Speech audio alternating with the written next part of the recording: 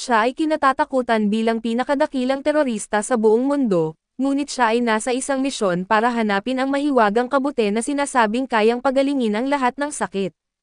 Isang araw nang walang babala ay may isang napakalaking pagsabog ang yumanig sa lungsod ng Tokyo, nag-iwan ng malaking hukay at di nagtagal ay isang kakilakilabot na sakit ang nagsimulang kumalat, apektado ang mga buhay at di buhay na nilalang.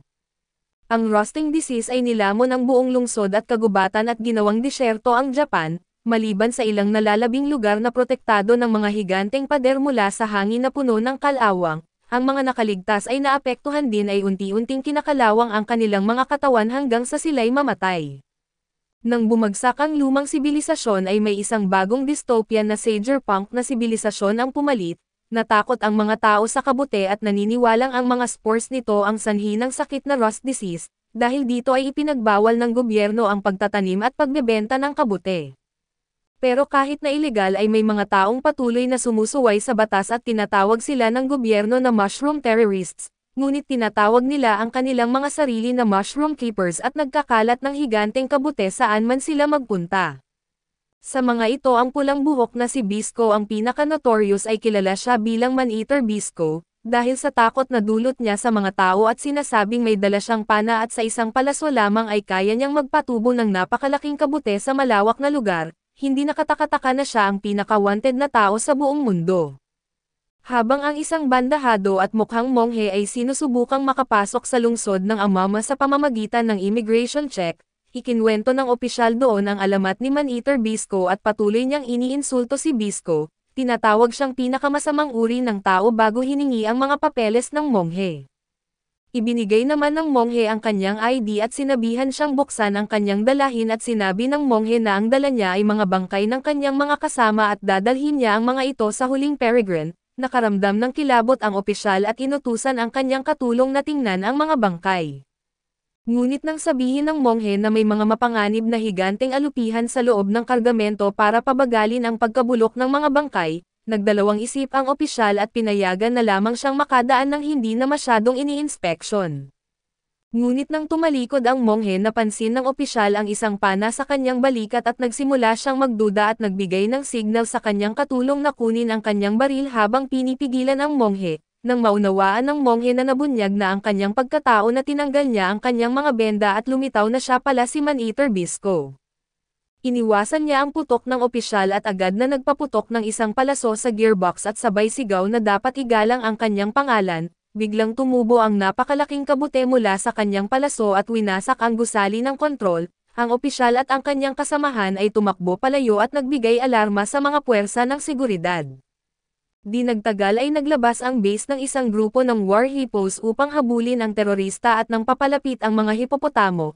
Inalis ni Bisco ang tela sa kanyang dalahin na nagtatago pala ng kanyang guro na si Jabi at isang higanteng alimango na kanilang sinasakyan, sumakay sila sa alimango at sinubukan na tumakas mula sa mga war hippos na patuloy na nagpapaputok ng mga mortar at bala.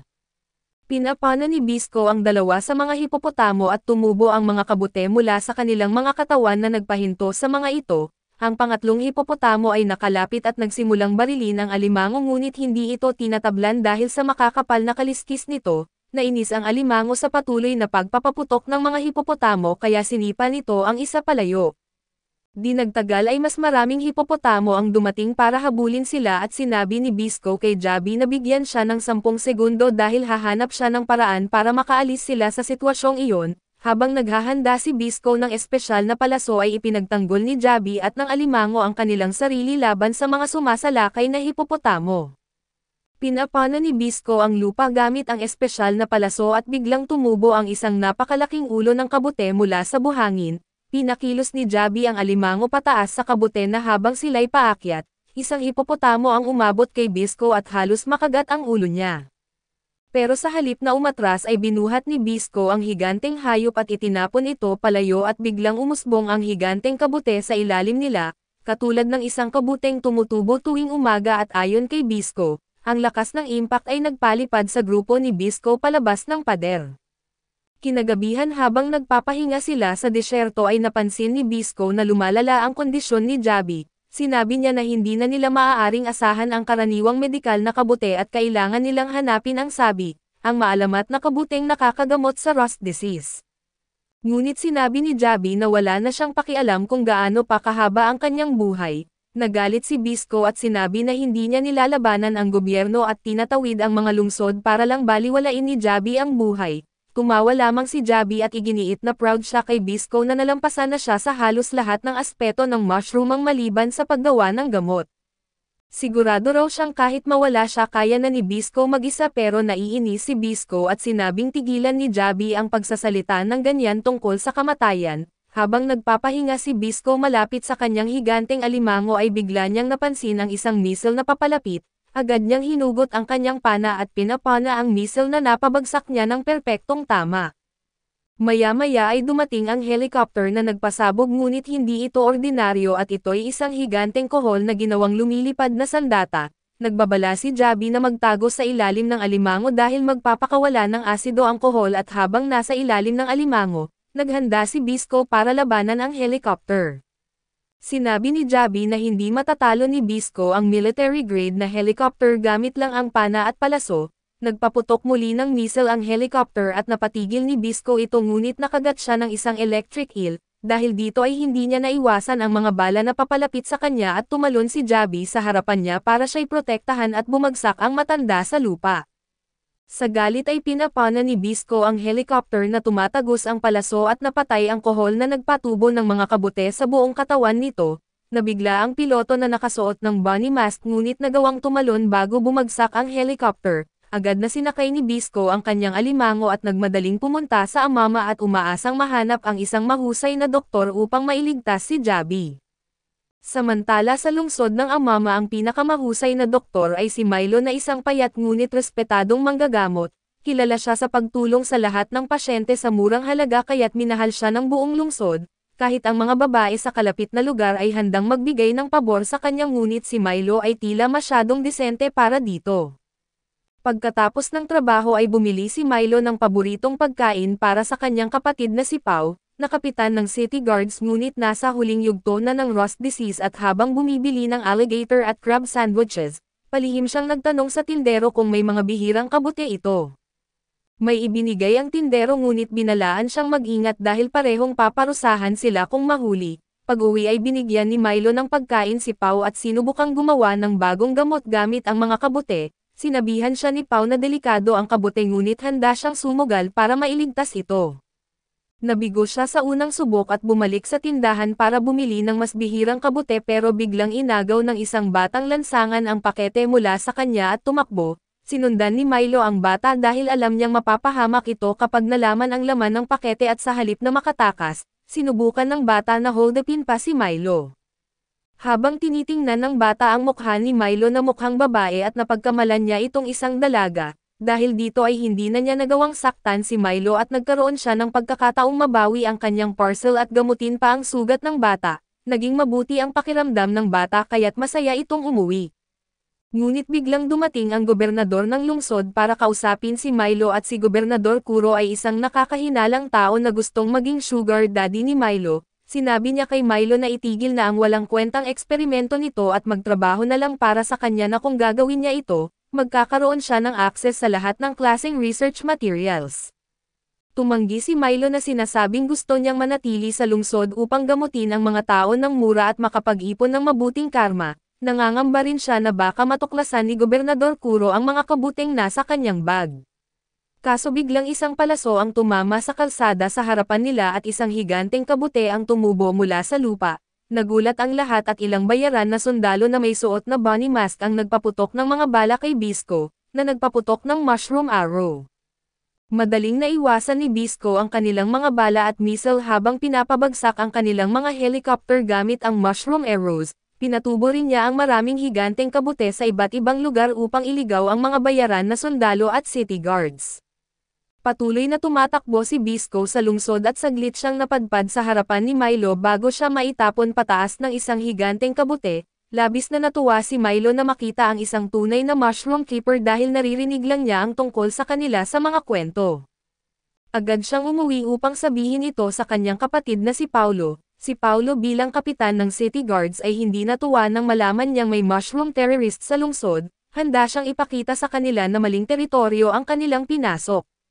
Sinabi ni Milo na hindi ligtas para kay Paulo na lumabas at lumaban dahil sa seryosong kondisyon ng kanyang katawan na napupuno na ng kalawang, ngunit iginiit ni Paulo na kailangan niyang protektahan ang lungsod at ang kanyang kapatid anuman ang mangyari, at tumanggi si Milo na payagan siyang umalis kaya't pinatulog siya ni Paulo gamit ang isang chop sa kanyang batok.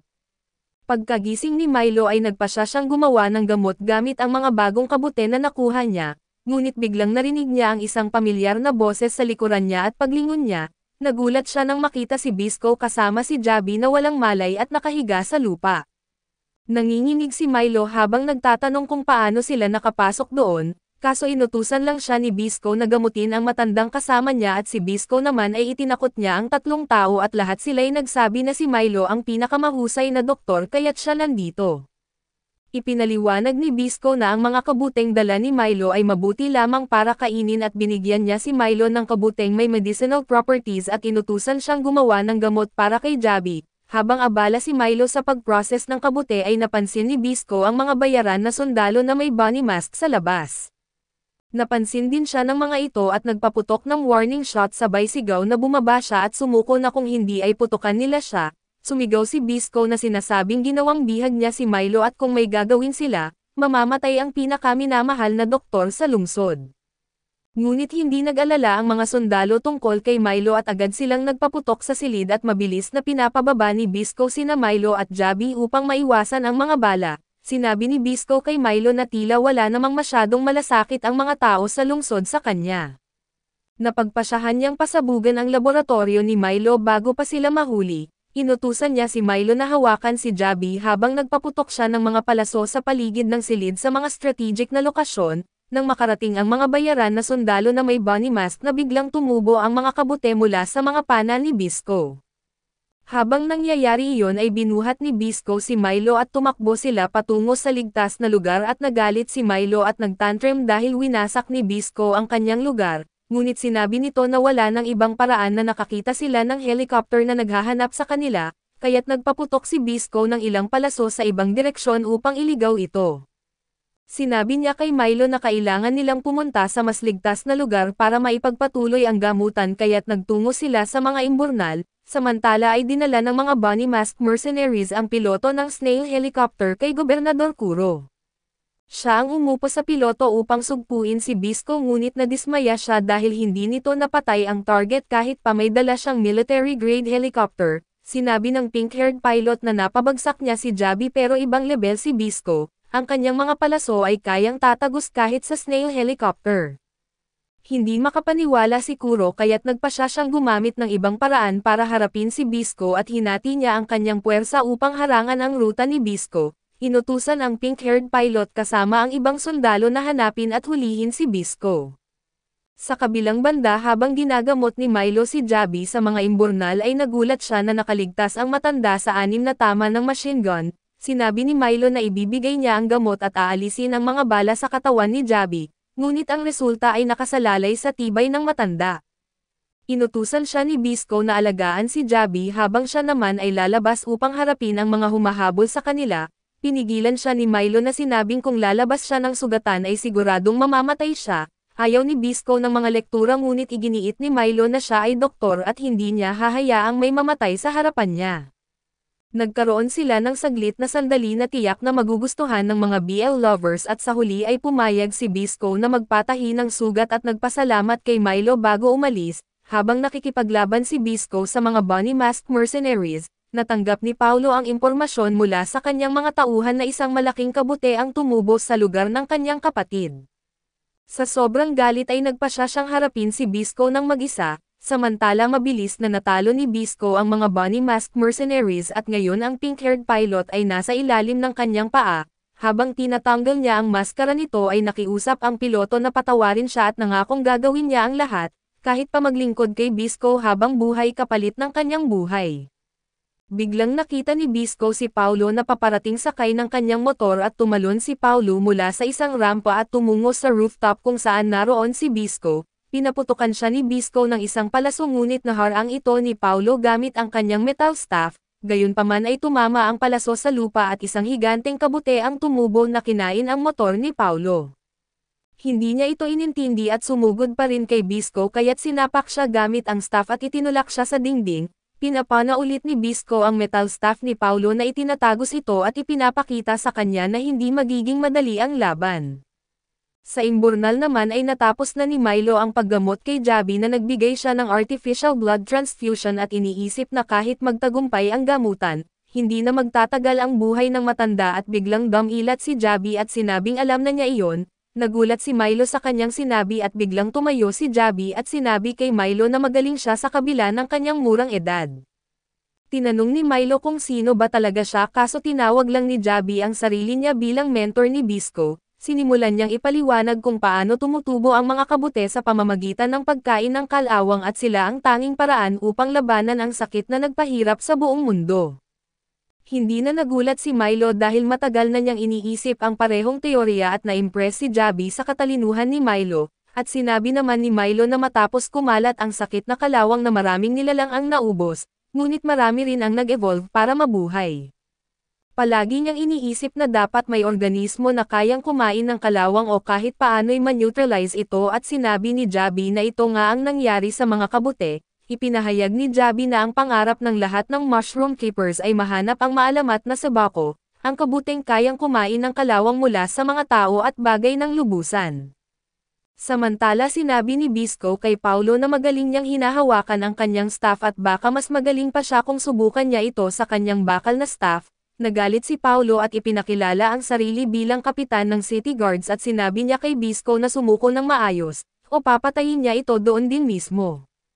Tinawag siya ni Bisco na subukan niya ang lahat ng kanyang makakaya kaya't sumugod si Paulo at nagpalitan sila ng mga hampas. Na-impress si Bisco na nakakagalaw pa si Paulo ng maayos sa kabila ng pagiging nasa huling yugto ng sakit na kalawang, ngunit hindi natuwa si Paulo sa kanyang papuri. Sinabi niya na ayaw niyang makakarinig ng kahit ano mula sa isang mushroom terrorist na patuloy na nagkakalat ng kalawang saan man ito pumunta. Naiwasan ni Bisco ang sunod na atake ni Paulo at sinabing mag-aral siya dahil hindi nagdudulot ng kalawang ang mga kabute at kinakain nila ito. Tumanggi si Paulo na maniwala at sinabi na kung talagang nakakakain ng kalawang ang mga kabute, dapat niyang iligtas ang kanilang bansa at sinabi ni Bisco na plano niya talagang gawin iyon, ngunit palaging may mga tulad ni Paulo na humahadlang at ginagawang masama ang kanyang imahe. Sagot ni Paulo na sawa na siya sa kasasabi ni Bisco at sinagot siya nito na sawa na rin siyang makita ang mukha ni Paulo na walang make-up. Binuhat ni Bisco ang motor ni Paulo at ibinato ito sa kanyang ngunit sinalo iyon ni Paulo at ibinalik kay Bisco. Sumabog ang motor sa ere at ang pagsabog ay nagpadala kay Bisco sa himpapawid. Tumama siya sa isang malaking bowling pin na bumagsak dahil sa impact. Lumapit si Paulo at binanggit na aminin ni Bisco na naroon siya upang magkalat ng kalawang sa pamamagitan ng mga spores ng kabute at bumawi para sa mga mushroom keepers. Itinanggi iyon ni Bisco at iginiit niyang naghahanap siya ng sabako upang mailigtas ang kanyang mentor. Hiniling ni Bisco kay Paulo na hayaan na siyang umalis dahil wala siyang pakialam sa lungsod o sa kanyang ngunit tumanggi si Paulo. Biglang sinabi ni Bisco na may kailangan siya sa lungsod kaso natapos na niya iyon. Binanggit niyang nakilala niya ang isang mahusay na doktor na si Milo at napansin niyang kamukha ito ni Paulo. Tinanong niya kung magkamag-anak sila na labis na nagpagalit kay Paulo at tinanong niya si Bisco kung ano ang ginawa niya kay Milo. Ngumisi si Bisco at tinukso si Paulo at tinanong kung ano ang gagawin niya kung may masama siyang ginawa kay Milo. Sa galit ay inatake ni Paulo si Bisco ng buong lakas at nabasag ang malaking bowling pin ngunit naiwasan iyon ni Bisco.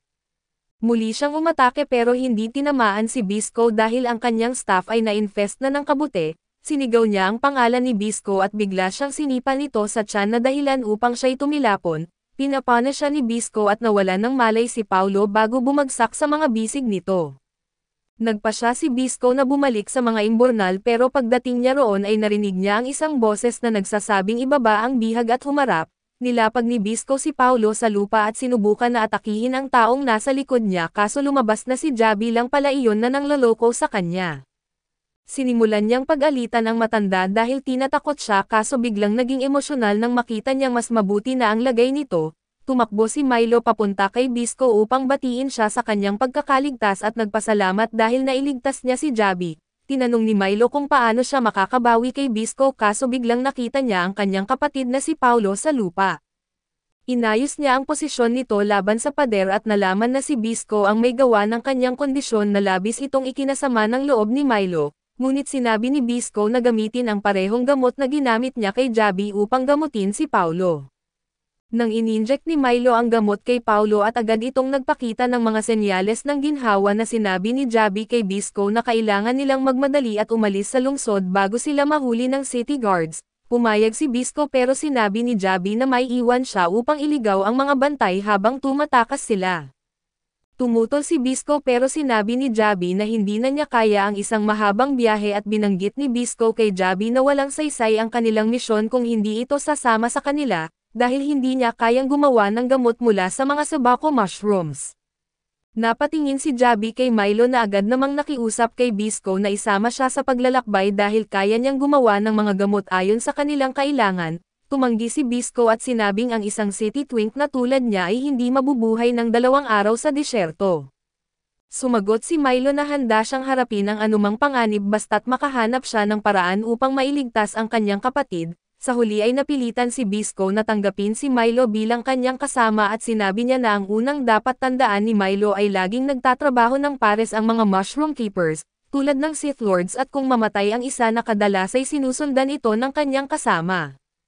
Biglang napansin ni Javi na may paparating na city guards at agad siyang nagpaputok ng mushroom arrows upang iligaw sila, na nagbibigay ng pagkakataon kina Bisco at Milo na makatakas at tinanong ni Bisco si Milo kung ano ang gagawin niya tungkol sa kanyang kapatid. Sinabi ni Milo na magiging maayos ito kahit mag-isa dahil iniwan niya ang maraming ampule ng gamot para dito. Isinuot rin niya ang kanyang bracelet sa kamay ng kapatid habang nagbibigay ng emosyonal na pamamaalam na halos magdulot ng diabetes kay Bisco dahil sa sobrang cringe. Kinuha ni Bisco si Milo at tumakbo at sinabihang magmadali dahil kung magtatagal siya, baka hindi pa magsimula ang kanilang paglalakbay. Tumungo sila sa North Gate pero naroon na ang city guards at mas marami pa ang paparating mula sa likuran. Nanapin sila sa gitna at mabuti na lang na naroon si Javi upang protektahan ang kanilang likuran. Pinapana ni Bisco ang tulay na tumubo ang isang higanteng kabute na nagkatapult sa kanila palabas ng mga pader ng lungsod. Sinimulan nila ang kanilang paglalakbay kaso sa halip na magtungo sa hilaga kung saan matatagpuan ang sabako mushroom, nagtungo sila sa silangan at nahihirapan si Milo na makasabay kay Bisco at tinanong siya kung mayroon siyang Zor syndrome, na dahilan ng hindi niya pag-alam kung saan pupunta. Sinabihan siya ni Bisco na manahimik dahil hindi siya kailanman nagkamali sa kanyang buhay at hinahanap lang niya ang kanyang sasakyan. Di nagtagal ay narating nila ang isang lugar na may luntiang tanawin na hindi pa naaapektuhan ng kalawang. Napahanga si Milo sa mga lumulutang na bola ng damo na tinatawag na driftwood na nag-e-evolve upang sumipsip ng liwanag ng araw sa umaga at magningning sa gabi. Dinala siya ni Bisco palayo sa driftwood at sinabing hindi sila naroon para mag-picnic at habang naglalakad ay biglang nahilo si Milo at nawalan ng malay. Pinahinga siya ni Bisco sa loob ng isang abandonadong sasakyan at binigyan siya ng spike lizards na kakainin. Halos masuka si Milo nang makita ang mga ito ngunit inihaw ito ni Bisco at sinabing lunukan niya ito ng buo dahil mapait ang laman loob ng mga ito. Matapos kumain ay iginiit ni Milo na si Javi ay maaaring may 1 buwan na lamang bago mamatay at sa panahong iyon, hindi nila magagawa ang paglalakbay sa hilagang rehiyon at bumalik ng naglalakad lamang. Sinabi ni Bisco na alam niya iyon at hindi siya tanga na kinuha niya ang isang mapa at ipinaliwanag ang kanyang plano. Gagamit sila ng abandonadong riles ng tren na magdadala sa kanilang destinasyon sa loob ng 2 araw. Natarante si Milo nang marinig iyon dahil ang mga lumang riles ay puno ng mabangis na iron rats na kayang gawing kalansay ang isang malusog na tao sa loob ng ilang segundo. Sinabi niyang kahit si Bisco na gaano man kalakas ay hindi kayang labanan ang mga ito ng mag-isa. Tumugon si Bisco na hindi siya nag-iisa at biglang lumabas ang isang crab claw mula sa lupa at tumunog si Bisco upang tawagin ito. Lumitaw ang isang steel crab mula sa lupa at sinabi ni Bisco kay Milo na huwag itong kakatakutan dahil parang kapatid na niya ito. Tinulungan ni Bisco si Milo na sumakay sa alimango na sinabi niyang mabilis, matibay at hindi sila kailangang mag-alala tungkol sa mga daga o iba pang nilalang sa mga mina. Namangha si Milo sa tanawin mula sa likod ng alimango ngunit nang subukan niyang batiin ito, kinuha siya nito at itinapon palayo. Tumawa si Bisco habang bumangon ang nabugbog na si Milo na binigyan niya ito ng ekstrang damit upang magmukha siyang isang mushroom keeper. Lumapit ulit si Milo sa alimango na natila nag-alangan pa rin sa kanya. sinubukan niyang kumbinsihin ito na siya ay kaibigan at sa huli ay nakasakay ulit siya sa likod nito. Muling itinapon ng alimango si Milo dahil dito ay napilitan si Milo na maglakad sa likod ng alimango sa loob ng ilang oras. Sinabi ni Bisco sa kanya na sumakay ulit at matutong kontrolin ang alimango ngunit muli siyang itinapon. Paulit-ulit itong nangyari at sa pagtatapos ng araw ay lubos nang nawalan ng pag-asa si Milo. Pinayapa siya ni Bisco at sinabing kapag nagtagal siya kasama ang alimango na magiging malapit ito sa kanya at ituturing siyang kaibigan. Kinabukasan habang inihahanda ni Bisco ang espesyal na halo na nagpapalaki ng kabute ng instant, abala pa rin si Milo sa pagsubok na kontrolin ang alimango. Malinaw na hindi pa rin siya sanay dahil tumatakbo ang alimango kung saan-saan at muntik nang mabangga ang isang babae. Sa huling sandali ay napigilan ito ni Milo ngunit dahil sa biglaang pagpreno ay natapon siya sa ere, ang babae ay nag-alok na turuan siyang sumakay ng alimango. Napag-alaman nila na ang babaeng ito ay ang parehong mercenary na tumakas mula kay Kuro, subalit ang tuso na babaeng ito ay nagtangkang nakawin ang alimango at tumakas na at sa kabutihang palad. Napansin ni Bisco ang kaguluhan at agad na pinapana ang babae gamit ang mushroom arrow dahilan upang mahulog ito mula sa alimango. Tumakbo ang babae palayo kaso pinapana siya ni Bisco ng ilang beses pa upang pigilan siya, samantala ay napansin ni Milo na nasugatan ang alimango dahil sobrang hinigpitan niya ang mga rende nito, pinili niyang gamutin ang mga sugat ng alimango at maingat na kinausap ito upang sumunod sa kanya na ikinagulat ni Bisco. Sinabi ni Bisco na ang ganoong antas ng koneksyon sa alimango ay parang second base at matagal bago siya mismo nakarating doon. Kinagabihan na nakahanap sila ng isang lumang war memorial at nagpasya silang doon muna magpahinga, subalit napansin nila na may tao na palaroon at nakilala ni Bisco ang babae bilang ang magnanakaw ng alimango kanina. Ngunit nang humarap ito sa kanila na may tumutulo mula sa iba't ibang bahagi ng kanyang katawan, napansin ni Milo na may mali at tumulong upang ipalabas ang anumang bumabara sa kanyang katawan. Nagsimula siyang masuka pero mukhang may nakabara pa rin sa kanyang tiyan, sa huli ay binigyan siya ni Milo ng isang malalim na kiss of life at hinayla palabas ang isang malaking bulate mula sa kanyang bibig. Agad na pinisa ni Bisco ang kakaibang bulate at tinanong kung ano iyon at ipinaliwanag ni Milo na ito ay tinatawag na balloon worm. Ayon kay Milo noong unang panahon ay pinapakain ang mga itlog ng balloon worm sa mga alipin, at binibigyan sila ng gamot araw-araw upang hindi mapisa ang mga ito at sa ganitong paraan, hindi makatakas ang mga alipin dahil kapag tumigil sila sa pag-inom ng gamot ay mapipisa ang mga bulate at kakainin sila mula sa loob. Ngayon na ginagamit ang ganitong pamamaraan sa mga bilanggo at ang taong nagbigay ng bulate sa babae ay walang iba kundi si Kuro. Matapos magmura ang babae laban kay Kuro ay ipinakilala niya ang sarili bilang Tier L. Natakot siya kay Bisco ngunit sinabi nito na dapat siyang magpasalamat muna sa doktor na nagligtas ng kanyang buhay. Sinabi ni Tier L na walang sino mang nagligtas ng isang batang maganda at sexing babae nang walang kapalit. Nagumpisa siyang maghubad at tinanong si Milo kung iyon ang gusto niya at sinabi niya kay Milo na kung gusto niyang ilagay ang kanyang balloon worm sa katawan niya, maaari niya itong gawin. Ngunit sinabi ni Milo na niligtas niya ito dahil isa siyang doktor at ang pagligtas ng buhay ng mga tao ang kanyang ginagawa. Dagdag pa niya na mukhang isa siyang mangangalakal at tinanong kung mayroon siyang pagkain. Nagulat si Tier L na hindi pala siya interesado sa kanyang katawan at nagpasya siyang makipagkalakalan sa kanila. Ipinakita niya ang mga pagkain na dala niya ngunit tinanong ni Bisco kung mayroong mas murang pagkain tulad ng tuyong tinapay na nakakapuno sa tiyan. Tinawag siyang broke as loser ni Tier L kaso bumili pa rin si Milo ng pakete ng biskwit para kainin nila. Habang kumakain ay nagpasya si Tier L na itapon ang ilang gasolina na dala niya dahil sa palagay niya ay walang bibili nito anumang oras. Kinagabihan ay biglang nagising si Bisco nang magsimulang yumanig ang lupa at napansin niyang wala si Milo sa kanyang spot. Habang nagmamasid siya ay biglang sumugod si Tier L at kinambush siya at lumabas na ang war memorial na kanilang tinutuluyan ay nakapwesto pala sa likod ng isang higanteng mantis shrimp. Nagising ang nilalang dahil sa gasolina na itinapon ni Tier L sa gusali noong nakaraang gabi na sapat upang mapakilos ito. Mas mabilis nakasen si Milo ng panganib kaysa sinuman kaya tumakbo na siya ng buong bilis sakay ng alimango habang hinahabol siya ng higanteng mantis shrimp. Lumabas sina Bisco at Tier L upang makita ang sitwasyon kaso wala silang magawa upang makatulong. Patuloy na nagpapaputok ng mga kanya ng mantis shrimp at napansin ni Bisco na papalapit na ito sa mga mina. alam niyang magdudulot ng malaking pagsabog ang nilalang kung makarating ito roon at inutusan niya si Milo na patigilan ito sa pamamagitan ng pag-atake sa ulo ng mantis shrimp. Nagduda si Milo sa kakayahan niya subalit sinabi ni Bisco na magtiwala siya sa sarili at utusan ang alimango na atakihin ang noo ng mantis shrimp. Nagpa siya si Milo na subukan at inutusan ang alimango na salakayin ang gitna ng mga mata ng higanteng insekto. Biglang tumalon ang alimango at tumama sa target na dahilan upang bumagal ang galaw ng mantis shrimp. Habang bumababa si Milo at inihagis ni Bisco si Tyrell sa kanya at siya naman ay tumalon pataas upang asintahin ang noo ng mantis shrimp, pinaputok niya ang isang malakas na palaso na tumama sa ulo ng higanteng insekto at napatay ito, at tumubo ang mga kabute sa buong katawan nito.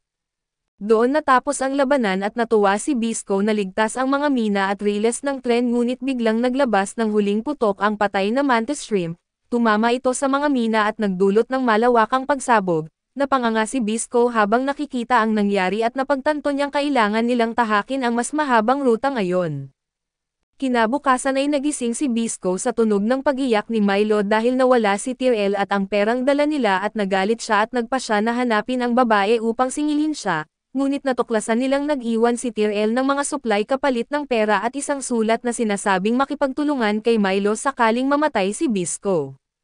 Nagpatuloy sa kanilang paglalakbay patungong Hilaga sina Bisco at Milo kaso di nagtagal ay narating nila ang isang puting disyerto, agad na naubos ang kanilang mga supply ng pagkain at parehong gutom at pagod na sila. Nang makakita sila ng ligaw na pakwan ay agad silang tumakbo papunta rito ngunit naunahan sila ng isang bata na kumuha nito. Nang makita ng bata ang nakakatakot na pulang buhok ni Bisco ay mabilis itong tumakbo at hindi alintana ni Bisco na bata lamang ito, hinabol niya ang bata at sinabing ibigay ang pakwan nang biglang tumama ang isang bala sa lupa malapit sa paa ni Bisco, nang tumingin siya ay nakita niya ang isang batang nakamaskara na nakatutok ang baril sa kanya. Marami pang mga bata na armado ang lumitaw at tinawag sina Bisco at Milo na mga kidnapper na ipinadala ni Kuro. Tinanong ni Bisco kung sino si Kuro at ipinaliwanag ni Milo na siya ang gobernador ng Amama na kilala sa kanyang pagiging malupit at bastos. Sinabi ni Bisco sa mga bata na hindi siya konektado kay Kuro at inalok na bumili ng pagkain mula sa kanila gamit ang pera. Subalit nagpaputok ng isa pang warning shot ang leader ng mga bata na sinasabing hindi siya naniniwala sa sinasabi ng mga pulang buhok. Nagalit si Bisco sa racist na pagtrato at mabilis na inilabas ang kanyang wanted poster. Ipinakita niya na may premyong 1,000,000 sa kanyang ulo at sinabi na kung dadalhin siya ng mga bata sa Amama ay magkakaroon sila ng lahat ng pera na gusto nila. Agad na nagbago ang tono ng mga bata at inaresto sina Bisco at Milo at habang natutuwa si Bisco na gumana ang kanyang plano, si Milo naman ay hindi natuwa ngunit nagpa siya na gamitin ang pagkakataon, dinala sila ng mga bata sa kanilang bayan na may malaking estatwang bakal na pinaniniwalaan nilang galing sa kalawakan. Walang ibang tao sa bayan maliban sa mga bata at ikinulong sina Bisco at Milo sa magkahiwalay na selda upang hindi sila makatakas. Nakulong si Milo kasama si Plum na isang batang babae na nagdala ng pagkain at tinanggal ang kanyang posos. Tinanong niya kung nasaan ang mga matatanda sa bayan. Sinabi ni Plum na umalis silang lahat upang magtrabaho at maghanap buhay at ang mga bata na lang ang natira. Napansin ni Milo ang mga kaliskis sa kamay ni Plum at tinanong kung ano iyon. Ipinaliwanag ni Plum na iyon ang sakit na kalawang at mayroon na siya nito mula pagkabata. Nagulat si Milo at tinanong kung sino ang nagsabi sa kanya na iyon ang sakit na kalawang at sinabi ni Plum na mga tauhan ni Kuro ang nagsabi noon at iginiit rin nilang dahil mahal ang gamutan. Napilitan ang mga matatanda na umalis upang maghanap ng pera at nagalit si Milo sa narinig dahil malinaw na hindi ito sakit na kalawang. Ipinaliwanag niya kay Plum ang totoo tungkol sa kanyang kondisyon, samantala ay kinain din ni Bisco ang pagkaing ibinigay sa kanya ng mga bata at na-impress siya dahil mas maganda pa ang kinakain nila kaysa sa kanya, habang kumakain ay napansin niya ang isang magarang harp na nakadisplay sa pader. Binanggit ng leader ng mga bata na si Nuts na iyon ay pag-aari ng kanyang ama na pinatay ng hukbo ni Kuro. Lagi raw niya itong inilalagay sa display upang maalala ang kanyang galit kay Kuro. Sinabi ni Bisco na ibigay na lang sa kanya ang harp dahil mas magagamit niya ito sa mas mabuting paraan. Nagalit si Nuts at tinutukan si Bisco ng baril ngunit biglang tinawag ng ibang mga bata si Nuts palabas. Napansin nila na ang kanilang sakit ay tuluyan ng gumaling at napilitan si Nuts na lumabas upang tingnan ang nangyayari. Iniwan ang isa pang bata upang bantayan si Bisco. Samantala na-impress ang batang bantay sa kaalaman at mga kwento ni Bisco tungkol sa kanyang mga pakikipagsapalaran, hindi natatakot ang bata kay Bisco dahil minsan na raw siyang niligtas ng isang mushroom keeper noon, bilang pagbabayad ng utang na loob ay binigyan niya si Bisco ng mapa ng northern area. Biglang kinailangan ng bata na magpunta sa banyo at iniwan si Bisco at sinabing huwag itong tumakas. Ngumisi lang si Bisco at pinutol ang kanyang kalawang na mga tanikala at samantala ay nagamot na ni Milo ang lahat ng bata mula sa kanilang sakit na tinawag na shell disease at isinulat pa niya ang recipe ng gamot para magamit nila sa hinaharap. Tinanong ng mga bata kung paano nila siya pasasalamatan na sinabi ni Milo na palayain si Bisco ngunit tumanggi si Nuts. Gusto niyang gamitin ang premyo sa ulo ni Bisco upang makabili ng mga armas na gagamitin laban sa mga lumilipad na blowfish at sa hindi inaasahan. Biglang dumating ang mga blowfish na nagpalabas ng alarma sa buong bayan at agad na lumabas ang lahat upang labanan ang mga ito. Sinimulang barilin ng mga bata ang higanteng lumilipad na isda, ngunit parang mga stormtroopers ang kanilang pag-target na hindi tumatama ang kanilang mga bala. Isa sa mga blowfish ang dumampot sa batang nagbabantay kay Bisco. Habang nagkakagulo ang lahat ay biglang lumitaw si Bisco sa eksena. Ginamit niya ang kanyang mushroom catapult technique upang maipadala ang sarili sa ere at gamit ang ninakaw na harpoon ay hinati niya ang isda sa dalawa, nailigtas niya ang bata at pagkatapos ay pinapana ang lahat ng blowfish isa-isa hanggang sa maubos ang mga ito. Matapos ang labanan ay tinawag ni Bisco ang kanyang alimango at tumungo kay Milo na sinabihan itong sumakay na. Sinubukan ni Plum na kumbansihin si Milo na manatili sa bayan hanggang sa siya ay maging legal na edad. Ngunit sinagot ni Milo na maghanap na lang siya ng iba. Biglang inihagis ni Nuts ang harpoon kay Bisco at sinabing dalhin ito sa kanilang paglalakbay. Di nagtagal ay narating ni Bisco at Milo ang isang lugar na natatakpan ng nyebe at tulad ng dati na kulang sila sa pagkain, biglang napansin ni Milo ang itim na usok na umaangat sa di kalayuan ngunit mas natuwa si Bisco nang makita ang isang masarap na kuneho. Habang inihahanda niya ang mga daliri upang paputukan ito ng palaso at sinabi ni Milo na gusto niyang ipakita ang kanyang kakayahan sa pagpana, sa kasamaang palad ay hindi niya tinamaan ang target at tinuwanan siya ni Bisco at tinawag siyang amateur, ngunit biglang sumabog ang palaso ni Milo at naglabas ng malagkit na sapot na tumatangay sa kuneho. Ipinaliwanag ni Milo na sinubukan niyang gumawa ng espesyal na palaso na kahit magmintes ay kaya pa ring mahuli ang target. Tumanggi si Bisco na purihin siya ngunit halata ang kanyang pagka-impress, maya-maya ay napansin nila ang isang poste na nakausli mula sa nyebe. Nang hinihila ito ni Bisco ay lumabas si Tyrell mula sa nagyayelong poste na halos manigas, dinala nila siya sa isang kuweba at pinainit at sinabi ni Milo kay Tyrell na kung hindi nila siya natagpuan na maaaring patay na siya sa loob ng 10 minuto, sagot ni Tyrell ay hindi na raw nila dapat pinag-abala pa ang kanilang sarili. Nagalit si Bisco at sinabing ganoon ba ang pasasalamat niya sa mga taong nagligtas ng kanyang buhay at itinanong ni Milo kung paano siya nakarating doon ng mas mabilis kaysa sa kanila. Ipinaliwanag niya na ginamit niya ang helicopter sa War Memorial upang mauna, ngunit binagsak siya ng isang anti-aircraft tank.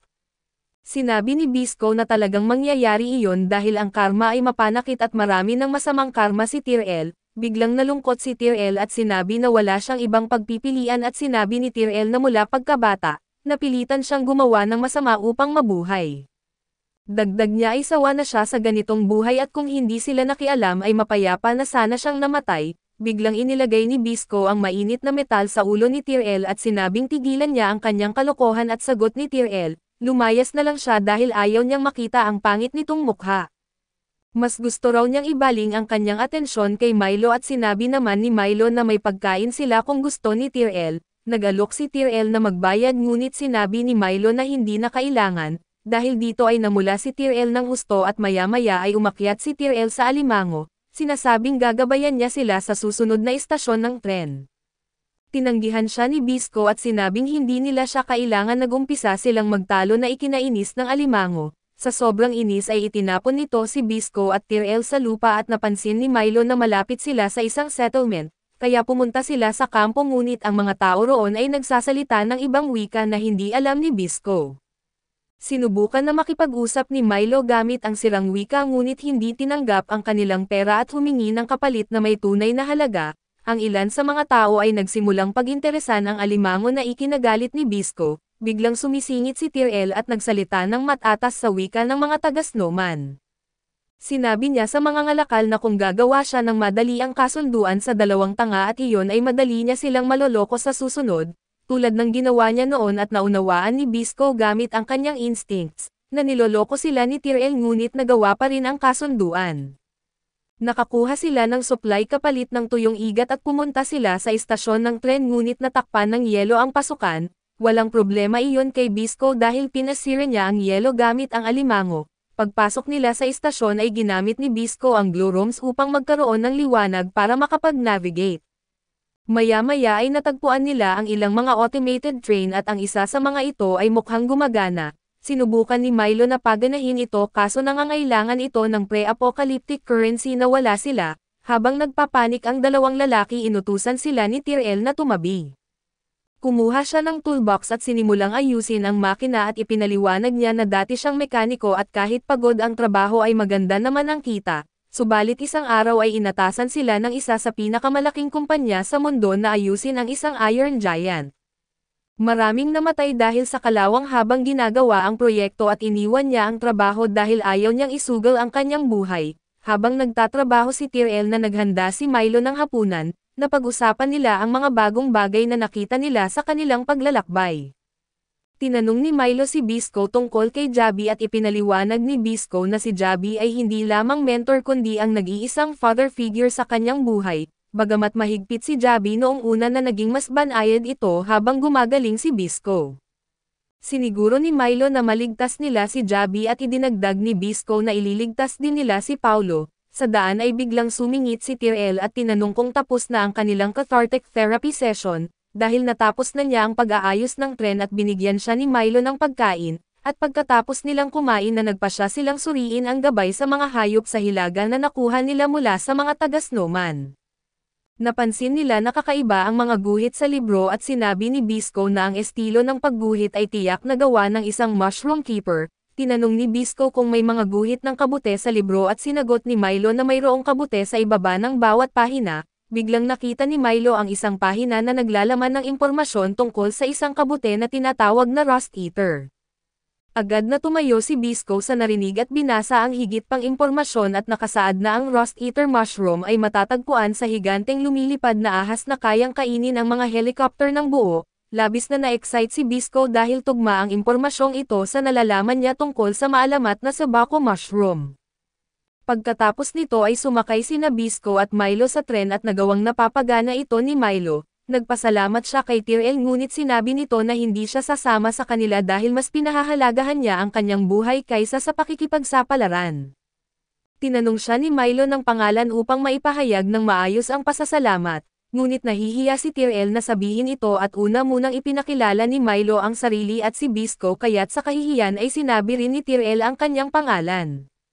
Si Bisco ang unang nagpasalamat kay Tyrell kaso agad siyang bumalik sa kanyang normal na asal. Sinasabing dahil konektado sila ng tadhana at sigurado siyang magkikita silang muli at maaaring patay na siya sa oras na iyon, nagalit si Tyrell at sinabi na sila ang mamamatay at siya ang maglilibing kay Bisco ng patiwarik.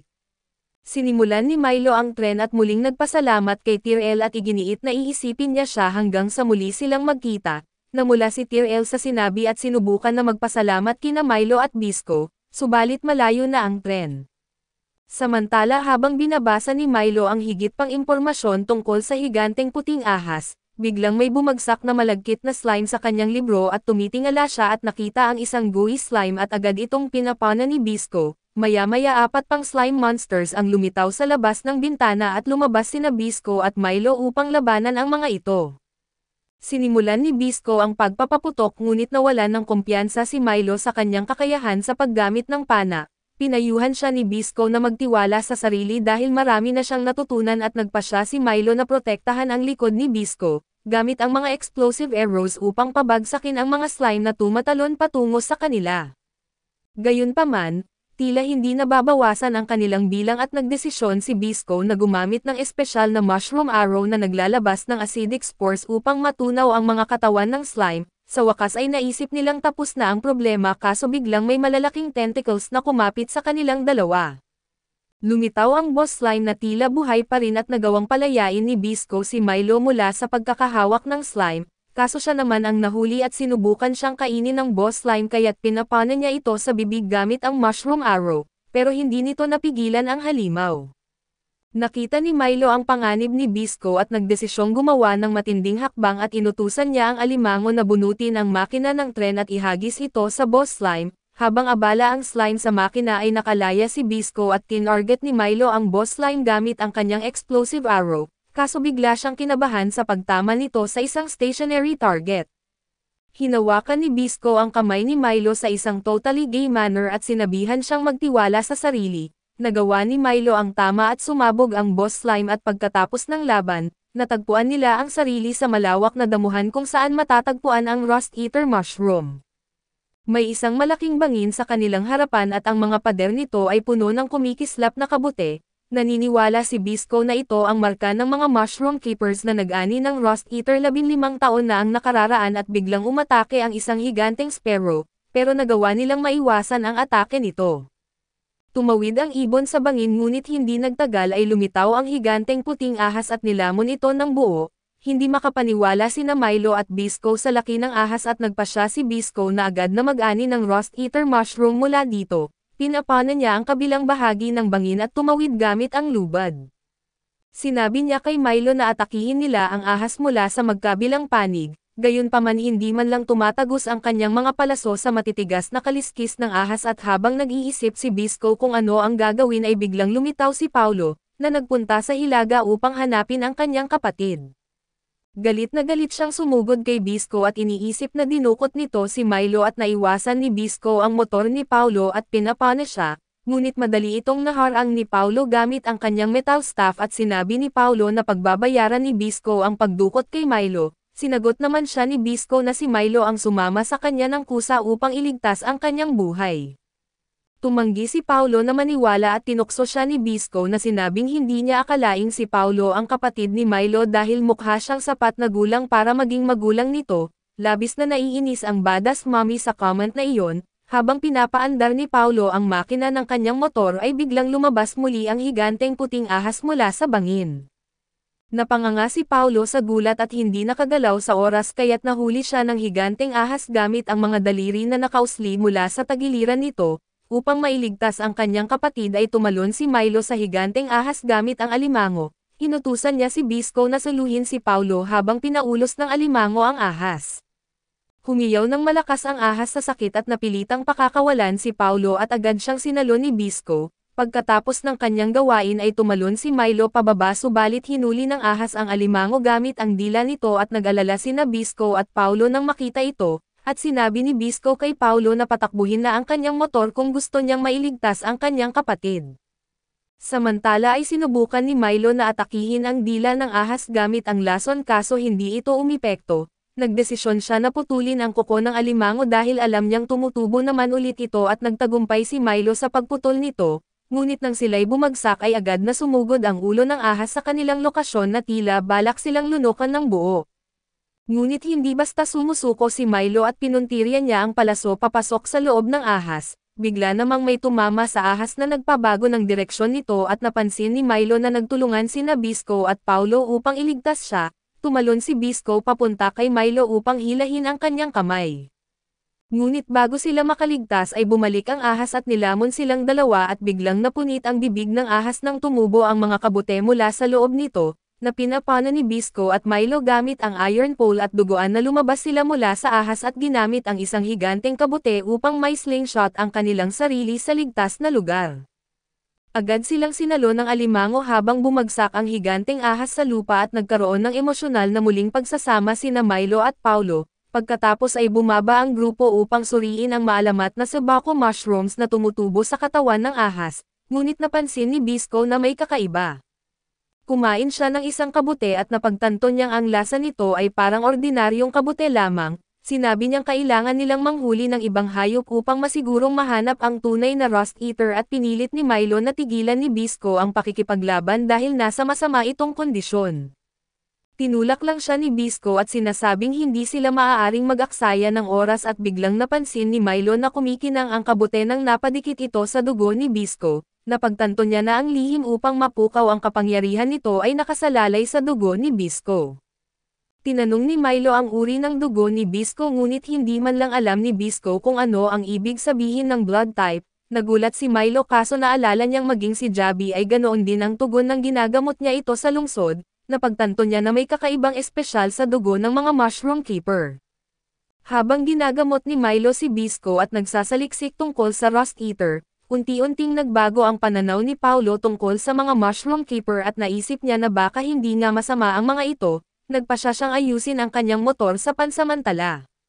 Habang nasa labas ay nagulat si Paulo nang makita ang isang higanteng whale helicarrier na nakalutang sa ibabaw ng bangin, bigla nitong pinaputukan ang higanteng ahas gamit ang mga harpon, lumabas sina Milo at Bisco upang makita ang nangyayari at napagtantong ang helicarrier ay pag-aari ni Kuro na sumusunod kay Paulo upang tiyaking mapapatay si Bisco. Agad na pinapana ni Bisco ang barko gamit ang mushroom arrow kaso nabubulok ang mga kabute bago pa man tumubo. Sinimulan siyang paputukan ng piloto ng helicarrier kaso naiwasan ni Bisco ang lahat ng atake at nakarating sa antas ng barko upang makapagpaputok sa loob. Gayunpaman ay handa si Kuro at binaril si Bisco gamit ang isang espesyal na rust bullet bago kunin ang katawan ng higanteng ahas at lumipad palayo. Kinabukasan ay nagpasya si Paulo na bumalik sa mamadala ang gamot na ginawa mula sa Rust Eater upang gamutin si Jabi. Hindi niya ginamit ang gamot sa sarili upang mapanatiling lihim ang katotohanang kailangan ng dugo ng mushroom keeper upang gumana ang sabako mushrooms. Sa halip na ibinigay niya ang gamot kay Bisco upang pagalingin ang katawan nitong nagsisimula ng kalawangan, habang si Bisco ang tanging makakapigil kay Kuro at bigla siyang sinimulang biruin at landiin ni Paulo, na nagkaroon ng pagbabago ng puso. Namula ang virgin na si Bisco dahil dito at matapos iyon ay nagpasya si Paulo na bumalik sa Amama. Kaso sa isa sa mga security checkpoints at nakatagpo siya ng isang brainwashed na sundalo na biglang umatake sa kanya, napuruhan ni Paulo ang sundalo at nawalan ito ng malay. Biglang dumating si Kuro kasama ang kanyang mga tauhan at sinabi kay Paulo na makipagtulungan dahil hawak niya si Jabi bilang bihag, samantala sina Bisco at Milo ay nagtatangkang mag-relax habang nagpapagaling pa si Bisco mula sa kanyang mga sugat. Ngunit kahit sugatan ay nananatili siyang masigla at maligalig na nagpapalundag-lundag kasama ang alimango sa mga latian. Isang araw habang abala si Milo sa kanilang hideout at naghahanda ng hapunan at biglang nagbukas mag-isa ang telebisyon at nagkaroon ng broadcast mula kay Kuro, ipinakita nito si Paulo na bihag niya at nagbabala siya kina Milo at Bisco na sumuko kung gusto nilang manatiling buhay si Paulo. Labis na nadurog ang kalooban ni Milo nang makita ito at nang bumalik si Bisco sa kanilang hideout ay natagpuan niya si Milo na tila natulala sa takot. Agad niyang natikman ang nilutong stone ni Milo at napansin niyang may halong lason mula sa isang sleeping mushroom. Dito napagtanto ni Bisco na may binabalak si Milo upang hindi siya payagan na sumama. Agad na naintindihan ni Bisco na nasa panganib si Paulo kaya't nagpasya siyang iligtas ito kaagad at sinubukan na pigilan siya ni Milo dahil hindi pa siya gumagaling. Nang hindi siya tumigil ay tinutukan siya ni Milo ng pana at sinabing hindi niya hahayaang mamatay ang kanyang kaibigan. Sagot naman ni Bisco na hindi niya hahayaang mamatay ang mainit na kapatid ng kanyang kaibigan. Pinilit ni Milo na tumabi siya ngunit tumanggi si Milo at nagpaputok ng pana at naiwasan iyon ni Bisco at ginamit ang kanyang lakas upang patulugin si Milo, ngunit palihim siyang ininiksyonan ni Milo ng sleeping medicine. Habang bumabagsak si Bisco sa lupa at nawawalan ng malay ay umiiyak si Milo na nangangakong siya na ang magtatanggol kay Bisco sa pagkakataong ito. Sinabi niyang siya na mismo ang magliligtas kina Paulo at Jabi at samantala, si Kuro ay naglalaro ng Yu-Gi-Oh kasama ang isang brainwashed na sundalo na walang ginawa kundi magreklamo tungkol sa pagkatalo nito.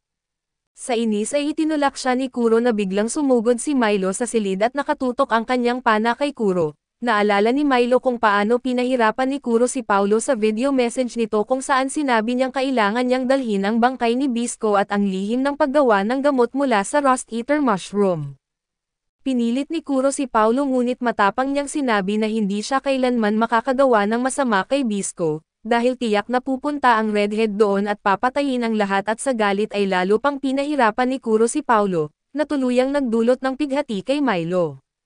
Kaso ngayon ay naroon si Milo at hinarap si Kuro at sinabi niyang ilabas si Paulo, pero tumanggi si Kuro at sinabi niyang kailangang ipakita muna ni Milo kung paano ginagawa ang gamot mula sa Rust Eater. Sinabi ni Milo na dalhan siya ng mga Rust Eater mushroom upang maipakita niya. Agad na inutusan ni Kuro ang kanyang brainwashed puppet na kumuha ng isang basket ng Rust Eaters at sinimulan ni Milo na ipaliwanag na kailangang haluan ang Rust Eater ng iba't ibang compound upang gawing gamot. Kinuha niya ang ilang vial mula sa kanyang bag at sinimulang haluin ang mga ito at habang nagsasalita si Milo ay napansin ni Kuro bagamat medyo huli na ang kanyang ginagawa ay may kinalaman sa mushroom spores. Ilang sandali lang ay napuno ang silid ng kulay rosas na usok at sinamantala ni Milo ang pagkakataon upang pabagsakin ang mga bantay at sugatan si Kuro gamit ang isang lason na kutsilyo. Iginiit niya kay Kuro na kung gusto niyang mabuhay ay dapat nitong sabihin ang kinaroroonan ni Paulo agad-agad. Biglang tinamaan si Milo ng palaso mula sa isang nakatagong crossbow ni Kuro na agad gumamit ng gamot upang maalis ang lason sa kanyang katawan. Tinanong ni Milo kung paano niya nagagawa iyon at sinabi ni Kuro na dati rin siyang isang mushroom keeper. Sinubukan na atakihin muli ni Milo si Kuro kaso bigla siyang napahinto at ipinaliwanag ni Kuro na ang palaso na itinira niya kanina ay may puppet spore na kayang gawing alipin ang mga tao sa pamamagitan ng neural link chip na konektado sa utak niya. Sinabi ni Kuro na siya mismo ang nagdevelop ng teknikong ito kaso inakala ng mga mushroom keepers noon na isa siyang halimaw kaya't itinakwil nila siya. Dagdag pa ni Kuro kaya niyang pilitin si Milo na mag-self-checkout sa anumang oras subalit kailangan muna niya ang recipe para sa gamot laban sa Rust disease. Tumangging magsalita si Milo na kahit sa kabila ng mga banta at suhol ni Kuro at sa galit, nagpasya si Kuro na patayin na si Milo. Biglang sumabog ang pinto at dumating si Bisco upang iligtas ang araw. Sinabi ni Kuro na matagal na niyang hinihintay ang pagkakataong ito ngunit hindi man lang pinansin ni Bisco ang kanyang sinasabi. Nainsulto si Kuro at ipinaliwanag kay Bisco na dapat ay bigyang pansin siya dahil siya ang responsable sa pagpapakalat ng masamang balita tungkol sa mushroom keepers upang sila ay tugisin, habang siya lamang ang nakinabang. Sa halip na magalit ay sinagot lang siya ni Bisco na gagawin nitong mas mabilis ang kanyang paghihiganti. Tinarget ni Kuro ang crossbow niya kay Bisco kaso agad itong pinutulan ng braso ni Bisco gamit ang isang palaso na inakala niyang tapos na ang laban. Kaso nagawa ni Kuro na ipana kay Bisco si Milo gamit ang mga poisonous arrows. Habang tumatama ang mga palaso kay Bisco at nagmamakaawa si Milo kay Kuro na patawarin ang kanyang kaibigan, bilang kapalit isiniwalat niya ang lihim na kailangan ang dugo ng isang mushroom keeper upang ma-activate ang kapangyarihan ng Sabako mushroom. Nagpasalamat si Kuro para sa impormasyong iyon at sinabi niyang bilang gantimpala, papatayin niya si Bisco nang walang sakit direkta sa ulo at nagmamakaawa si Milo na itigil iyon, kaso nang makita niya ang determinadong mga mata ni Bisco na napagtanto niyang may plano ito. Pinapano niya si Bisco kaso kinagat niya ang palaso gamit ang kanyang ngipin at ibinato pabalik kay Kuro na tumama sa mata nito. Sa galit ay sinubukan na patayin ni Kuro sina Bisco at Milo kasama ang sarili. Ngunit isang mushroom arrow ang tumama sa kanyang controller dahilan upang ito'y masira at siya'y maitulak sa kisame. Napansin ni Bisco ang pamilyar na mga kabute at nakita niyang si Jabi ang nagligtas sa kanila at agad na ginagamot ni Jabi si Milo upang alisin ang brainwashing, at sinabi niyang kahit anong masasamang teknik ang gamitin ni Kuro at hindi pa rin ito mapantayan ang kontrol niya sa kabute noon pa man. Ipinaliwanag ni Jabi na naghintay lamang siya ng tamang oras sa kanyang selda sa bilangguan, ginamit niya ang katawan ng patay na daga at pinatubuan ito ng espesyal na acidic mushroom, at natunaw ang mga bakal ng kanyang selda na nailigtas din niya si Paulo sa daan at sinabihan itong tumakas sa ligtas na lugar habang siya ang bahala sa ibang bagay. Narinig niya ang mga pagsabog kaya't sinundan niya ito at nakarating sa lugar ni Bisco at Milo at pagkatapos, lumabas ang tatlo mula sa gusali ngunit napaligiran sila ng mga tauhan ni Kuro. Matindi ang mga sugat sa tuhod ni Bisco kaya't hindi siya makalaban. Sinabihan ni Jabi si Milo na dalhin si Bisco sa ligtas na lugar at gamutin ito habang siya ang haharap sa mga tauhan ni Kuro. Mabilis na tumakbo si Milo habang buhat si Bisco subalit hinabol sila ng mga tauhan ni Kuro at pinaputukan ng mga rust arrows. Agad na kumalat ang sakit na kalawang sa katawan ni Milo at halos bumagsak na siya. Biglang lumitaw ang alimango mula sa nagyayelong lupa at itinumba ang lahat ng tauhan ni Kuro na iniligtas sila, gayunpaman ay labis na napinsala si Milo at unti-unti nang nawawalan ng malay habang nag-aalala pa rin para kay Bisco. Sa kanyang panaginip ay nakita niya sina Bisco, Jabi at Paulo na nag-e-enjoy sa isang picnic sa luntiang damuhan. Ngunit habang pilit niyang nilalapitan ang mga ito na tila lalong nalalayo sila sa kanya, bigla siyang nagising ng may halong pagkataranta at pinakalma siya ni Bisco. Sinabi ni Bisco na katatapos lang niyang balutin ang mga sugat ni Milo at napansin ni Milo na nakapiring siya. Ang sakit na kalawang ay kumalat na sa buong katawan niya at maingat siyang inalagaan ni Bisco at sinabi na nagnakaw siya ng ilang Rust Eater mula sa lugar ni Kuro. Sinunod niya ang mga tagubili na isinulat ni Milo upang gumawa ng gamot mula rito. Ipinaliwanag ni Milo kay Bisco na dapat ay inuna niya ang sarili sa pag-inom ng gamot kaso nagsinungaling si Bisco at sinabing nagawa na niya iyon. Nilagay ni Bisco ang kamay ni Milo sa bahagi ng kanyang katawan na hindi apektado ng kalawang upang maniwala si Milo sa kanyang kasinungalingan bago siya ineksyonan ng gamot. Habang unti-unting bumubuti ang pakiramdam ni Milo ay nagsimula siyang makipag-usap ng magaan kay Bisco. Nagpaumanhin siya sa pagtakbo mag-isa sa sitwasyon ngunit sinabi ni Bisco na naiintindihan niya ang desperasyon nito. Sinubukan pang ipares ni Milo si Bisco sa kanyang kapatid na si Paulo dahil ini-ship niya ang dalawa.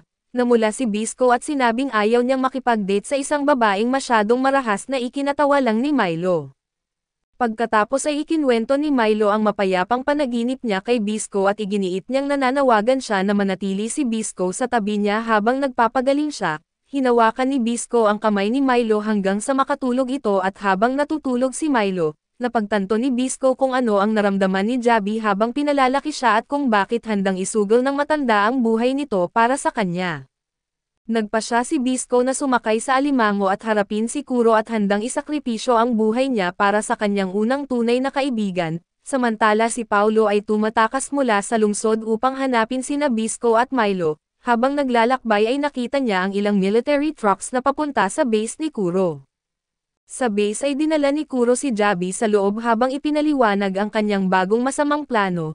Sinabi ni Kuro na ang Rust Wind na dumadaloy sa bansa ay humihina at ang mga bagong kaso ng Rust Disease ay bumababa. Hindi raw ito maganda para sa kanyang negosyo at dahil dito, nagplano si Kuro na lumikha ng artificial Rust Wind upang makahawa ng mas maraming tao. Hindi maunawaan ni Javi kung paano ito magagawa ngunit nang makita niya ang katawan ng isang Iron Giant na nakalublob sa isang pool ng tunaw na kalawang, naintindihan niya ang lahat at ipinaliwanag ni Kuro na noong unang panahon, ang mga Iron Giant ang pinagmulan ng sakit na kalawang.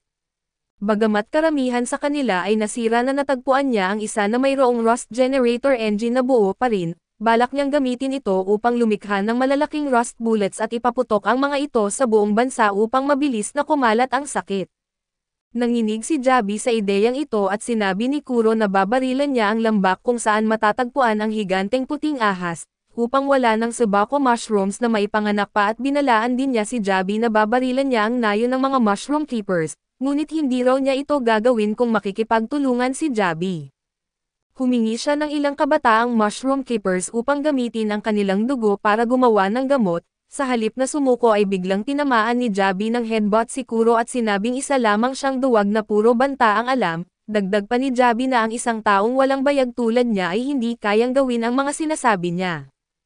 Galit na galit si Kuro at itinutok ang kanyang baril kay Javi kaso biglang inatake si Javi ng isa sa kanyang mga maskaradong gwardya. Dahilan upang mawalan siya ng malay at sinabi ni Kuro sa gwardya na huwag patayin si Javi, ngunit putulin ang kanyang mga daliri upang hindi na siya makapana kailanman. Muling inalok ni Kurev si Javi na magtrabaho para sa kanya kaso matapang na sinagot siya ng matanda, binanggit halikan mo ang puwet ko at nagutos si Kurev na putulin ang kamay ni Javi, ngunit sa halip at binasag ng gwardya ang mga tanikala at sinaksak si Kurev sa paa. Napasigaw si Kurev sa sakit at hinayla ang maskara ng gwardya upang matuklasan na ito pala ay si Bisco, nalihim na nakapasok sa gusali at agad na kinuha ni Bisco si Kurev at itinapon ito pababa sa pool ng molten rust ngunit bumagsak ito sa isang tulay. Sinabihan ni Bisco si Javi na pumunta at sirain ang pasilidad at ang higanteng kanyan na gagamitin ni Kurev upang magpaputok ng rust bullets, habang siya naman ay bababa upang harapin ang ugat ng lahat ng problema. Hinubad ni Bisco ang kanyang coat at nagimbal si Javi nang makita ang malawak na kalawang sa katawan ni Bisco. Pinayuhan ni Javi si Bisco na huwag nang lumaban sa kanyang kalagayan kaso sinabi ni Bisco na magtiwala ito sa kanyang pinakamahusay na estudyante, habang papunta si Javi upang harapin ang giant cannon at biglang inatake siya ng isang gorilla boxer. Sa kabutihang palad ay dumating si Paulo sa tamang oras at binagsak ang gorilla gamit ang kanyang iron pole. Samantala ay bumaba si Bisco upang labanan si Kurev na tila takot na at nagpapaputok ng mga utos sa kanyang mga tauhan na ilabas ang kanyang trump card. Binabaril ni Kurev si Bisco at nataman ang kanyang mata ngunit mas lalo lang natakot nang makita ang galit ni Bisco, bigla namang bumagsak mula sa bubong ang isang higanteng berserker, kasama ang handler nito na nahulog sa molten rust. Tumawa si Kurev at ipinagmamalaki ang kanyang ultimate weapon at inutusan ang higanti na patayin si Bisco, pinaputukan ng brute ang kanyang mga kanyan ngunit hindi tumama sa target at sinubukan nitong itulak si Bisco, pero pinapana ni Bisco ang mga paa nito dahilan upang tumubo ang iron mushrooms at bumagsak ang bahagi ng tulay, kasama ang brute sa molten rust. Ngayon si Kurev na lamang ang natitira at pinapana siya ni Bisco kaso hindi tumama ang palaso dahil nanghihina na ang kanyang mga daliri dulot ng kalawang. Tumawa si Kurev at iniisip na siya na ang nanalo ngunit tumalon si Bisco papunta sa kanya at sinuntok siya, sinabing hindi niya kailangan ng mga palaso upang patayin siya. Nagsimulang tumakbo si Kurev at dahan-dahan na hinabol siya ni Bisco habang nilalabanan ang mga brainwashed puppets. Kahit barilin siya ni Kurev ay hindi umatras si Bisco at sinuntok pa siya, dahilan upang mabasag ang kanyang kalawanggan na braso. Nasa sukdulan na ang lakas ni Bisco nang tutukan siya ni Kurev ng baril para wakasan siya, ngunit biglang dumating si Milo at pinapana ang prosthetic hand ni Kurev na tinanggal ito, ginamit ni Bisco ang pagkakataon upang kagatin ang leeg ni Kurev at itulak siya pababa sa molten rust pool.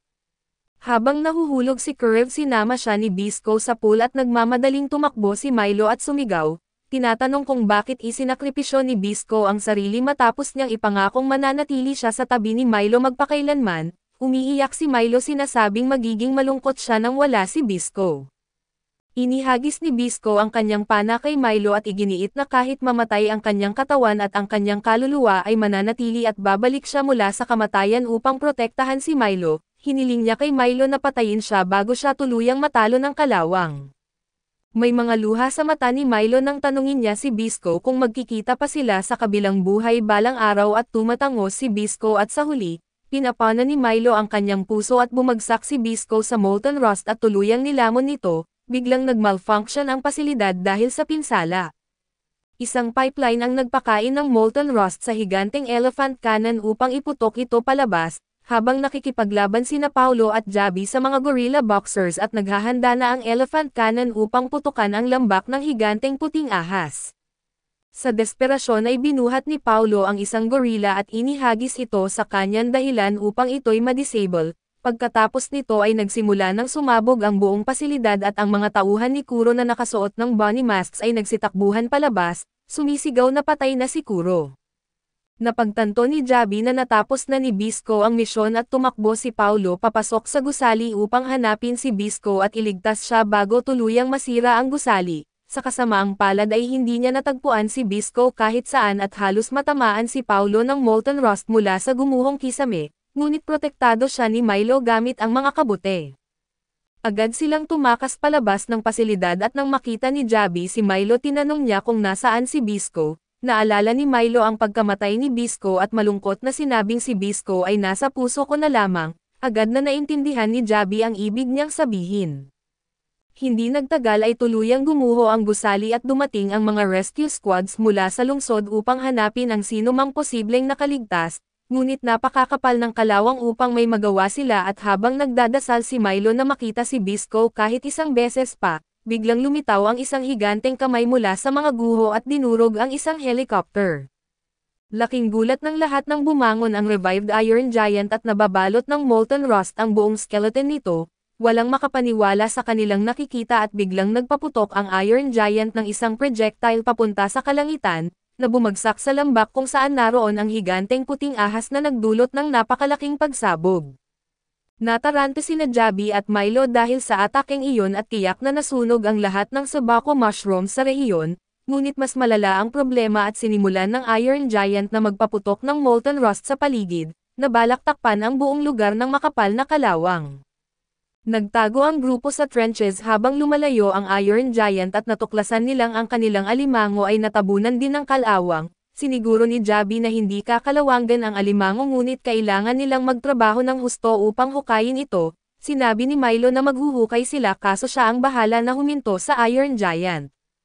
Tinawag siya ni Paulo na huwag maging hangal dahil hindi niya kayang labanan ang ganitong klaseng mapanirang kalaban ng mag-isa, ngunit sinabi ni Milo na hindi siya nag-iisa dahil si Bisco ay laging nasa tabi niya, samantala si Tyrell ay gumagala pa rin at sinusubukan na maging mabuting mangangalakal. Habang papalapit siya sa isang checkpoint at iniisip niya sina Bisco at Milo, biglang dumating ang isa sa mga sundalong brainwash ni Kuro at nagulat si Tyrell nang makita ang kabute sa ulo ng sundalo, ngunit bigla itong nalaglag dahil patay na si Kuro. Naguluhan ang mga sundalo at nagtatanong kung ano ang nangyayari sa kanila at biglang dumating ang isa sa mga helicopter ni Kuro upang mag-refuel. Nagtanong ang mga sundalo kung ano ang nangyayari, at may nervyos na ipinaliwanag ni Tyrell at ng iba na sina Kuro at Bisco ay parehong napatay ang isa't isa at pagkatapos ay may isang mapanganib na sandata ang pinakawalan. Naguluhan si Tyrell sa kanilang ibig sabihin ngunit biglang narinig niya ang malalakas na yabag ng Iron Giant, nililin lang ito ng dalawang helicopter papunta sa isang liblib na lugar kung saan nakapwesto ang kampo ng militar upang subukan itong pigilan, pinaputukan nila ito gamit ang mabibigat na artillery kaso hindi nasasaktan ang Iron Giant. Sa halip na gumamit ito ng mga laser beam at molten rust upang sirain ang buong fleet sa loob ng ilang minuto, pagkatapos nito ay nagsimulang tumungo ang Iron Giant patungong timog at papunta sa direksyon ng Amama, habang binibigkas ang pangalan ni Bisco. Samantala ay narating ng Iron Giant ang lugar ng mga mangangalakal ng snowman, at tila sisirain nito ang kanilang nayon habang patuloy na binabanggit ang pangalan ni Bisco. Nang malapit ng pasabugan ng Iron Giant ang nayon ay biglang dumating si Milo at malakas na tinawag ang Iron Giant bilang Kuro. Napagtanto niya na ang kamalayan ni Kuro ay lumipat sa katawan ng Iron Giant at tinukso siya ni Milo na sinasabing kahit lumaki ang katawan niya, ang utak at tapang niya ay kasing liit pa rin ng daga. Sa galit ay pinaputukan siya ni Kuro ng laser beam at sinira ang burol na kinatatayuan ni Milo, ngunit nagawa nitong tumalon at pinaputukan ng mushroom arrow ang Iron Giant. Paulit-ulit na inaatake ni Kuro si Milo ngunit dahil kamakailan lang siyang uminom ng Rust Eater medicine, naisalba niya ang sarili. Patuloy siyang nagpaputok ng mga mushroom arrow sa Iron Giant habang iniiwasan ang mga atake nito at sumali rin ang mga snowman sa laban, kaso agad silang pinuntirya ni Kuro at halos mapuksa sila at dumating si Jabi sakay ng alimango upang ilihis ang atensyon ng Iron Giant, at sinabihan si Milo na patuloy na putukan ang higanteng bakal hanggang ma-overpower ito ng mga kabute. Parehong nagpapaputok sina Milo at Jabi habang iniiwasan ang mga pag-atake ni Kuro subalit ay nagawa ni Kuro na maglunsad ng pinakamapanirang atake nito, sumabog ang buong paligid at tumalon sina Milo at Jabi sa bangin upang makatakas. Samantala si Tyrell ay nagmamaneho ng isang mini truck kasama si Paulo na patungo sa battlefield. Sinabi ni Tyrell na kaya niyang tumulong sa laban-laban sa Iron Giant dahil dati siyang kasali sa isang proyekto upang ayusin ang isa. May dala rin siyang manual tungkol dito. Habang binabasa ni Paulo ang manual ay hindi niya maunawaan ang mga teknikal na termino at tinawag siyang bobo ni Tyrell na ikinagalit ni Paulo. Sinabi ni Paulo na hindi pa rin siya nagtitiwala kay Tyrell kahit sinasabi nitong kaibigan niya si Milo at pagbalik sa battlefield, nakaligtas sina Milo at Jabi dahil bumagsak sila sa malambot na nyebe. Subalit muling bumukas ang mga dating sugat ni Jabi at habang ginagamot siya ni Milo, napag-usapan nila ang tungkol sa Iron Giant at binanggit ni Jabi na misteryoso ito at iniisip niya kung ano ang layunin ng pagkakalikha nito. Napunta rin sila sa paksa ng kalawang at hindi alam ni Jabi kung ano talaga ang kalawang kaso inihambing niya ito sa isang Diyos ng kamatayan na sumisira sa lahat ng kanyang hinahawakan. Sinabi ni Milo na sa ganitong pananaw at ang mga kabute ay parang pamatay Diyos na umusbong upang labanan ang kalawang. Biglang dumating ang mga snowman at inutusan sila ni Milo na alagaan si Jabi dahil masyado na itong sugatan upang makagalaw. Nagpa siya si Milo na sundan si Kuro at pigilan ito bago makarating sa Amama at dinala niya ang alimango para dito. Habang sinusubukan na pigilan ng mga snowman si Kuro ay wala silang nagawa bago sila tuluyang natakpan ng kalawang. Nang makarating si Kuro sa nayon ng mga bata na nagpanik ang lahat nang ma-realize nilang wala silang pag-asang manalo laban dito. Nagdesisyon si Nuts at ito ang leader nila na lumikas ang lahat upang mailigtas ang mga tao na habang siya ang magsisilbing bitag. Tumakbo si Nuts papunta kay Kuro at inihagis ang kanyang harpoon sa katawan nito upang ilihis ang atensyon, ngunit binaril siya ni Kuro ng laser beam at sa kabutihang palad ay dumating si Milo sa tamang oras at ginamit ang isang espesyal na kabute upang protektahan si Nuts at ilihis ang laser bullet. sinabi ni Milo kay Kuro na humanap ito ng kalaban na kasing antas niya. Nagpaputok muli si Kuro ng laser beam kaso muling ginamit ni Milo ang kabute upang harangan ito, habang iniiwasan niya ang mga atake ay patuloy niyang pinapana ang higanteng katawan ni Kuro gamit ang mushroom arrows, nagawa niyang tulungan ang mga bata na makatakas ngunit nahuli rin siya sa isang bitag. Nang malapit ng patayin ni Kuro si Milo na biglang dumating si Paulo sakay ng helicopter, tumalon siya mula dito at buong lakas na sinuntok ang ulo ng Iron Giant gamit ang kanyang iron pole, sumunod na dumating sina Tyrell at Jabi na ikinagulat ni Milo. Dumating din ang Amag Guards dala ang kanilang buong puwersa militar at sinimulang bombahin si Kuro ng walang tigil dahilan upang mapilitan itong baguhin ang direksyon, ngunit biglang in-unlock ni Kuro ang isang lihim na sandata sa kanyang katawan at tinanggal niya ang kanyang ribs upang ilabas ang isang malaking fan sa gitna ng kanyang dibdib. Ginamit ito ni Kuro upang lumikha ng malakas na rust storm na nagpapakalawang sa lahat ng bagay na madadaanan nito. Sa kabutihang palad ay milagrosong nakaligtas sina Milo at ang kanyang mga kaibigan mula sa mapanirang atake ni Kuro. Hindi na kaya ni Paulo na lumaban kaya't inutusan ni Milo si Jabi na alagaan siya habang ineksyonan niya ang sarili ng isang mushroom poison na pansamantalang magpapalakas sa kanya. Samantala ay nakarating na si Kuro sa Amama at nagkakagulo ang mga tao habang pinapanood nila ang live visuals ng Iron Giant. Nagpaputok ang mga gwardya upang subukang pabagalin ito, ngunit halos wala silang nagagawa. Pagdating ni Milo ay agad niyang pinaputukan si Kuro na dahilan upang ito'y humarap sa kanya. Sinimulan ni Milo ang walang habas na pag-atake sa Iron Giant habang iniiwasan ang mapanganib na mga atake nito, ngunit bigla siyang nahampas sa lupa at ang alimango ay hindi na rin makagalaw. Sa kabila nito ay nananatiling matatag si Milo dahil sa lasong nagpapalakas na itinurok niya sa sarili. Gamit ang mga kabute ay tumalon si Milo papalapit kay Kuro at umakyat sa katawan nito kahit nanghihina na siya. Sinaksak niya ang katawan ni Kuro gamit ang buong lakas niya na nagdulot ng malalim na sugat at nagpasigaw kay Kuro sa sakit. Bigla na lang huminto si Kuro sa paggalaw at inakala ni Milo na nanalo na siya at habang naglalakad si Milo ay nakita niya ang goggles ni Bisco na nakabaon sa rust. Dinukot niya ito at tinawag ang pangalan ni Bisco ngunit biglang hinawakan siya ni Kuro at inihampas sa pader. Malubha na ang sugat ni Milo pero bigla na lang may lumabas na kamay mula sa sugat sa katawan ni Kuro. Si Bisco na lumabas mula sa katawan ng Iron Giant ay ganap na gumaling. Agad na tumalon si Bisco papunta kay Milo at sinabing narinig niya ang boses nito mula sa kabilang panig kaya't bumalik siya upang tulungan ito.